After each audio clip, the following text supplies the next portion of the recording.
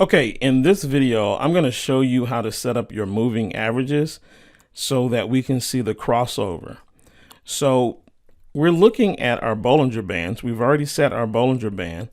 This yellow line is our 20-day moving average. So we have our short moving average.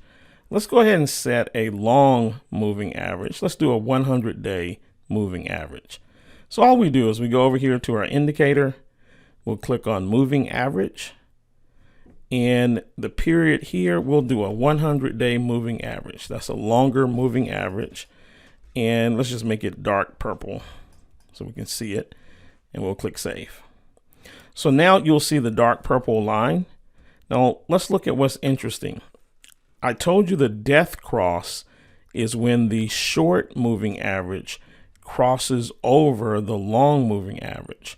So if we zoom in here, we can see that the short moving average is just about ready to cross over the long moving average. We see the yellow is getting ready to cross over the purple. And what that means is that the stock could be on its way pulling back and headed down. And we know that this is true with Apple because Apple currently is trading at 119. The crossover is going to happen somewhere between 125 and 126 if this continues on. But let's just see how true this is. If we go back and just kind of take a look in the past, where did the yellow cross over in an upward or downward direction? So we can see that here, we can see that the yellow crossed above the 100-day moving average right here at this time frame, and we can see that the stock continued to go higher.